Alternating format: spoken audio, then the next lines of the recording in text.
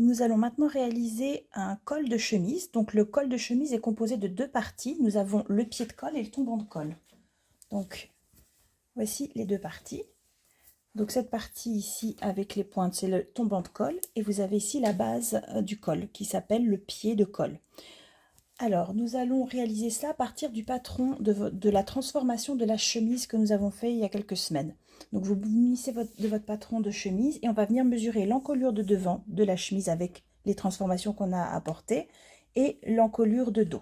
Vous prenez ces mesures et vous me revenez. Moi, je vais le prendre sur le patron grandeur nature, comme ça je vous fais un col grandeur nature ici. Là, c'est juste pour vous montrer que j'ai pris une miniature sur le petit format. Pour relever vos mesures, je vous conseille d'utiliser la latte flexible. Pour, à chaque fois que vous avez des courbes, c'est toujours préférable d'utiliser ce genre de latte. Hop. Donc moi ici j'ai 9,5. Mon encolure de devant fait 9,5. Sachant que c'est une demi-encolure, puisqu'on travaille sur un demi-patron à chaque fois. Là, on sait que le demi-devant. Et donc maintenant, je vais mesurer l'encolure de dos. Vous vous souvenez, l'encolure dos, elle est sur l'empiècement d'épaule, puisqu'on avait fait un empiècement qui était à cheval sur le dos et sur le devant pour la chemise classique. Donc là, je vais venir mesurer donc l'intégralité. Après, si vous faites une chemise sans empiècement, du coup, vous n'avez plus cette petite pièce qui vient à cheval sur le dos et sur le devant. Donc, vous mesurez sur votre cadre de dos et sur votre cadre de devant séparément. Vous n'avez pas besoin de venir mesurer ça. Cette petite partie-là en plus. Donc là, j'ai 10,5.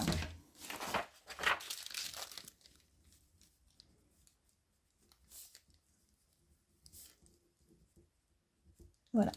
Et donc là, maintenant, je vais commencer à tracer mon cadre. Pour réaliser le col, vous aurez besoin seulement d'une latte et puis d'un perroquet. Ça sera suffisant. Donc la première chose à faire, ça va être de tracer le cadre. Donc vous avez d'abord le cadre de dos, donc ça va être la longueur que vous avez relevée sur le dos, donc pour moi 10,5. Et ensuite, je vais mettre la longueur de l'encolure devant, donc 9,5. Là, on va commencer à tracer le pied de col. Et à cela, je vais ajouter également une croisure. La croisure, vous vous souvenez, c'est quand on vient superposer les deux morceaux de tissu pour mettre une patte de boutonnage. Donc, je vais rajouter une croisure de 2 cm, ce qui est une valeur standard pour une chemise. Donc, mon cadre, on commence par le dos. Je vais tracer mon cadre comme suit. À gauche, le cadre de dos, donc longueur de dos. À droite, longueur de l'encolure devant, plus une croisure de 2 cm. La hauteur du cadre fera 3 cm. Donc voilà, j'ai ici mon dos, mon devant, ma croisure. Maintenant, je vais apporter mes modifications parce qu'il va falloir que je l'incurve légèrement. Donc ici, je vais réduire de 0,5 et ici, je vais monter de 3 cm. Voilà, j'ai creusé de 0,5, je monte de 0,5.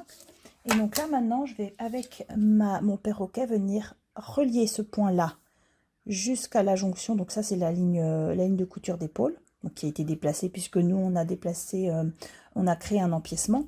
Donc venir légèrement arrondir ici, faire une platitude ici.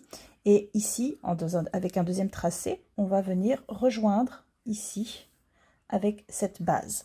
Et cette zone-là avec cette zone-là. Donc voilà comment placer le perroquet pour tracer la partie qui est dans le dos, pour créer la platitude au niveau de la jonction de l'épaule.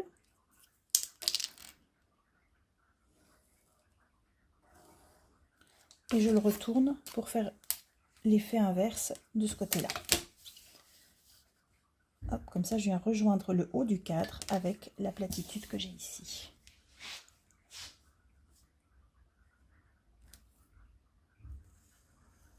Et je viens créer une ligne parallèle ici au-dessus qui vient rejoindre le haut de mon tracé. Pour l'instant, ça fait une pointe. Ne vous inquiétez pas, après on va venir corriger la forme de cette pointe. On va venir créer maintenant un arrondi ici, tout en haut. Donc là, je vais utiliser par contre le petit perroquet et je vais venir créer un petit arrondi ici sur le haut. Donc je prends vraiment l'extrémité de mon petit perroquet pour créer une jolie ligne ici. N'hésitez à le tourner dans tous les sens pour trouver voilà, un endroit qui soit sympa. On peut même utiliser cette partie-là si nécessaire pour créer cette courbe si l'autre est trop grosse. Voilà. Donc là, ça permet de corriger la courbe. Voilà. Et après, on vient déduire cette partie-là. Donc là, j'ai mon tracé en vert. Donc là, nous avons créé notre pied de colle. Donc le pied de colle, c'est la partie qui est à la base du cou, sur laquelle on va venir placer ensuite notre tombant de colle, qui est cette partie au-dessus. Si vous voulez réaliser un col Mao, vous faites exactement la même chose, sauf que vous ne mettez pas de croisure. Donc vous faites la courbe qui s'arrête, qui monte à partir d'ici. Donc tout ce qui est, ou si vous voulez faire un col officier avec une petite ouverture entre les deux pans du col, eh bien vous le faites plus petit que la longueur de votre encolure devant. Par contre, l'encolure de dos ne changera pas. C'est vraiment cette partie-là qui va évoluer en fonction de, si vous voulez une croisure pour faire un bouton, donc il faut que ça se superpose. Si vous ne voulez pas que ça se superpose, pour faire un col Mao avec une attache de brandebourg qu'on vient placer par-dessus, vous ne mettez simplement pas de croisure, vous faites la longueur du devant. Et si vous voulez faire un col officier, dans ce cas, vous avez un petit écart, donc longueur au choix de cet écart, ça peut être 2-3 cm, voire plus, si vous voulez faire un design vraiment spécifique. Et dans ce cas-là, vous venez raccourcir l'encolure de devant pour faire l'effet. Nous avons réalisé le pied de colle, nous allons réaliser le tombant de colle qui vient se monter dessus. Donc vous allez avoir besoin des mêmes mesures. Donc on va utiliser la longueur d'encolure devant et la longueur d'encolure dos pour tracer notre cadre. Donc là, la hauteur du cadre va être différente. En fonction du design que vous voulez faire, il faut qu'elle fasse au moins 5 cm de haut, parce que le tombant de colle est plus grand que le pied de colle, soit entre 5 et 7 cm de haut. Donc, nous, on va partir sur une base de 5. Sachez que vous pouvez monter jusqu'à 7. Et ne tracez pas votre cadre trop près du bord parce qu'on va devoir l'élargir un petit peu après. Donc voilà, j'ai tracé mon premier cadre. Donc ça, c'est mon cadre de dos et mon cadre de devant ici. Donc là, j'ai le dos. Ici, j'ai le devant. Alors maintenant, il va falloir élargir ce cadre de 4 cm. Donc la partie de devant uniquement. Donc, je vais répartir ça équitablement entre le bas et le haut du cadre. Donc, 2 cm de plus au-dessus, 2 cm de plus en dessous. Donc, comme ceci.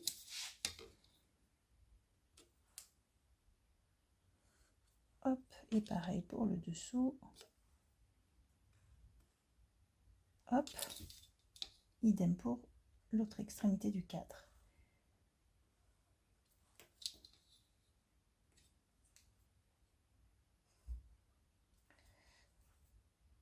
Voilà, et donc on retrace notre cadre.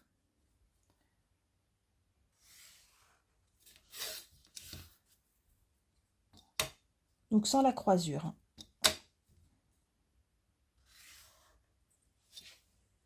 On va venir maintenant placer un petit repère ici qui va nous permettre en fait de choisir la forme qu'on va donner à la pointe de notre cadre, de notre tombant de colle en fait. Plus vous voulez qu'il soit large par rapport, distant par rapport à l'emplacement du pied de colle, par exemple si vous voulez faire un col pelle à tarte, il faudra le mettre très loin sur la droite. Si vous voulez faire un col plus classique, on va le déplacer que d'1 centimètre, ce point-là. Donc moi je vais faire un repère d'1 centimètre parce qu'on reste sur une construction classique pour l'exercice. Maintenant je vous proposerai de faire ça si vous voulez faire une transformation. Donc je mets juste un petit point, c'est mon repère. Maintenant je vais tracer ma transformation. Donc je vais venir ici, ça c'est la base du col, donc la partie qui sera raccordée avec le haut du pied de colle. Je vais venir la tracer en arrondi. Donc cette partie-là, elle va rester droite, mais à partir de la ligne d'épaule, je vais venir faire une platitude et faire une courbe qui va arriver jusque-là. Au-dessus, ça va être l'inverse. Je vais monter et je vais aller rejoindre mon petit point qui est là. Donc je vais tracer ma courbe du bas en deux parties. D'abord, je vais venir tracer un peu au milieu comme ceci. Et après, je retourne mon perroquet dans l'autre sens pour créer une platitude ici. Voilà, on va créer une platitude. Je le mets dans l'autre sens comme ça. Comme on avait fait pour les pantalons par exemple. Donc là, vous voyez, il y a une partie où j'ai mon perroquet comme ça et l'autre partie où j'ai mon perroquet avec la tête qui est tournée dans l'autre sens. Vous voyez, comme ça ou comme ça.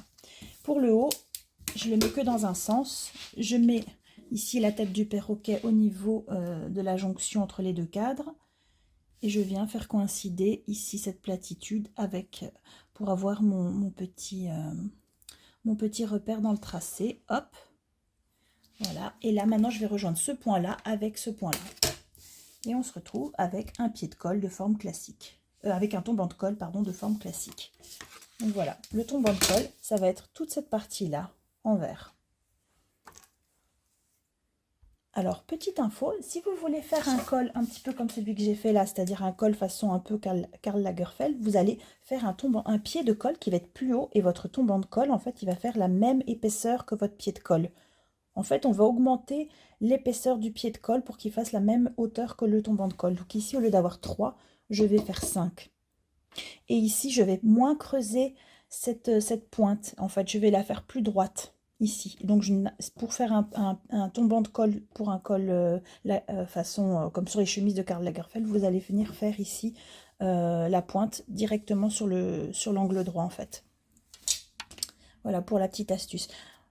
Donc, nous allons maintenant réaliser un col Claudine. Donc, pour réaliser un col Claudine, nous aurons besoin également des cadres de dos et de devant du buste avec la transformation déjà appliquée. Donc, le col Claudine, c'est un col plat, c'est-à-dire qu'il n'a pas de pied de colle et qu'il est, il est collé sur l'épaule. Il retombe complètement directement sur l'épaule à plat.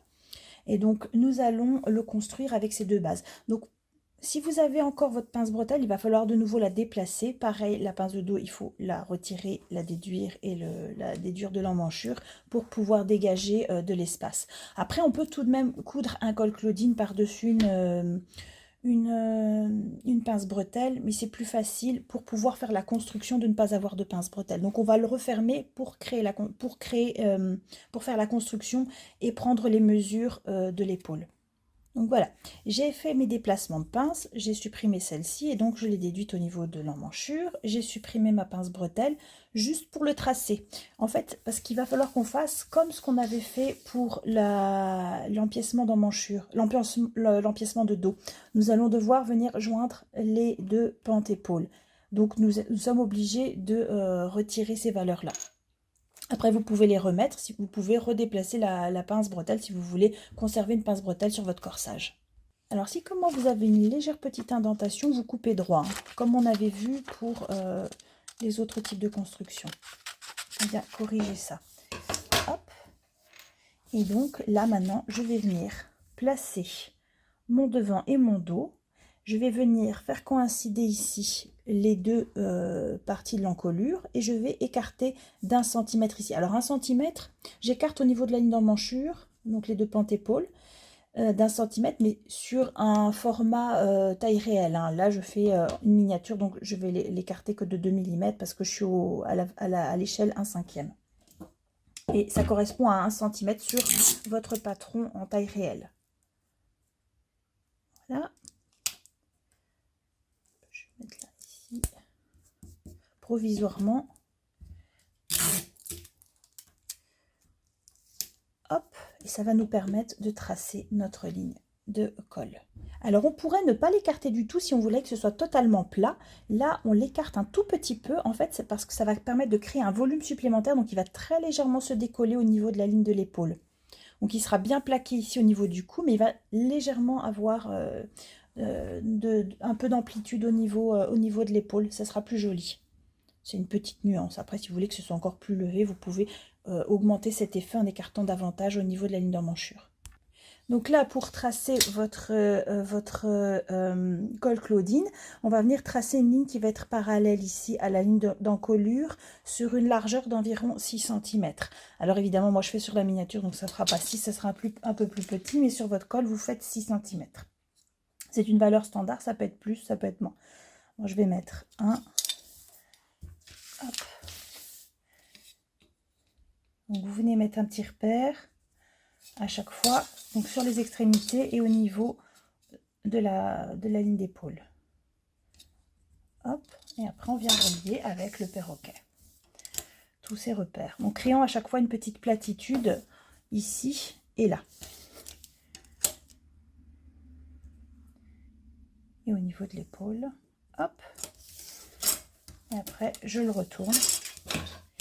Alors, il y a plusieurs sortes de colle Claudine, soit, et ça dépend également du type d'ouverture que vous avez.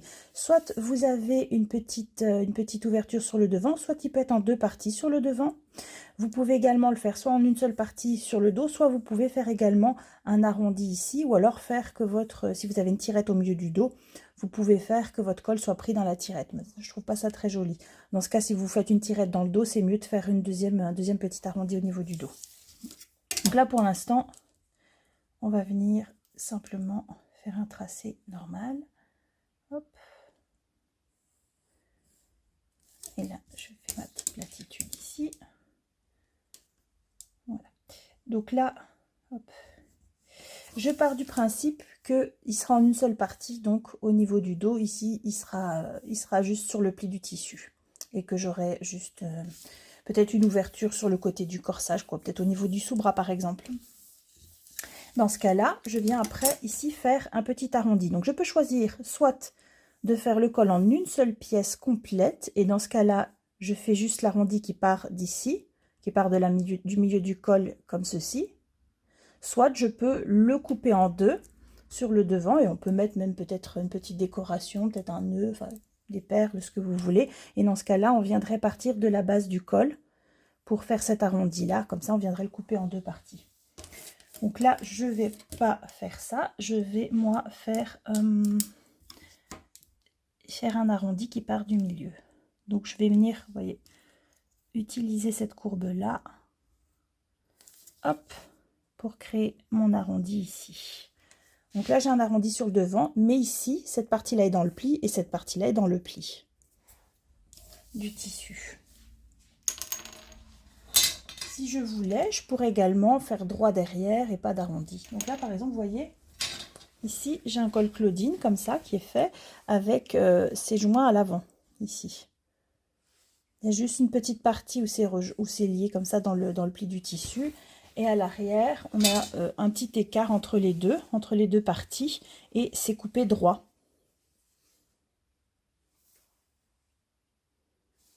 Comme ceci.